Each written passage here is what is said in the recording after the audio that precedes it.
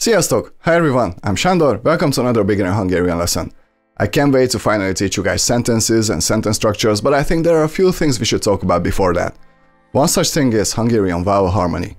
As soon as we start talking about verbs and verb conjugations, it's gonna be way easier for you if you understand how vowel harmony works. Before we can talk about the harmony aspect of Hungarian vowels, there's one thing you need to know. Hungarian vowels are divided into two groups, the so-called front and back vowels.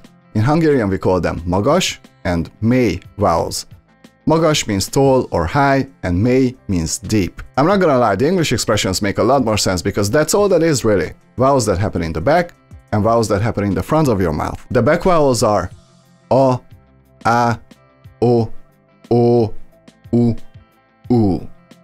The front vowels are e, I, ö, u, ü. If you say these vowels out loud, you can feel the sensation as to where the sound is taking place in the mouth.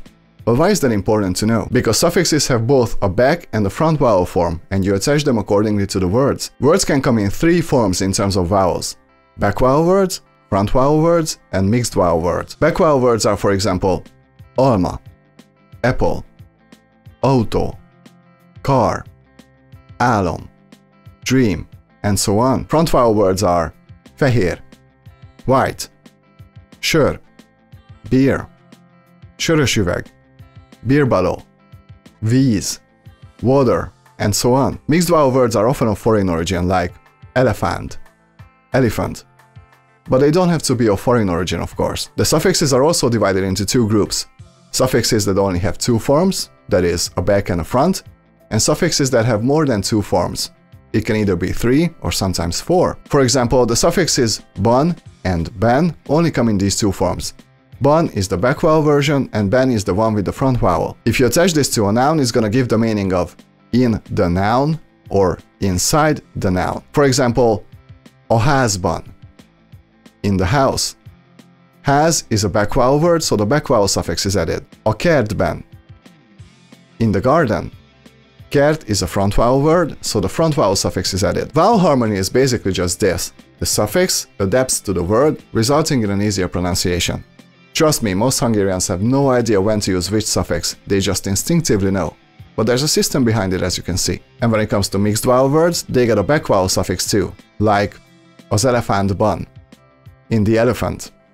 It sounds a bit weird, but it's grammatically correct. So front vowel words get a front vowel suffix, back and mixed vowel words get a back vowel suffix. As I mentioned, some suffixes have 3 or even 4 forms. Let's take a look at the suffixes szor, szer, and ször. We use these after numbers and it indicates how many times you've done a certain thing, or just in general how many times something happened, how many times you've seen a certain movie, you know what I mean. So egyszer means once, kétszer means twice. These are front vowel words with the front suffix szer, but 3 times is háromszor. Back vowel word with the back vowel suffix szor. But if I want to say 5 times, I'm gonna say ötször. Ötször. If a suffix has a form with a short ö in it, like the ször suffix, it always gets added to words where the last vowel is either ö or ü. It doesn't matter how many and what kind of vowels the word has before that. If the word ends with either of these 4 vowels and the appropriate suffix has an ö form, that's the one that gets attached to the word. And when it comes to words that only have an I or an E sound, unfortunately that's a case-by-case scenario. It totally depends on the suffix, it can either be front or back. Sorry. And by the way, verbs are conjugated by the same principle too, so knowing at least the basics of vowel harmony I think really helps a lot. If all of this seems a bit difficult, don't you worry, I'm planning on talking about the suffixes in separate videos one by one. I just wanted to give you a general idea of how vowel harmony works in Hungarian. I know a lot of students find it scary, but there's nothing to be afraid of. Just take your time, study the suffixes one by one, and after a while it's gonna come pretty naturally to you. And as always, if you have any questions, feel free to ask, I'm here to help as best as I can.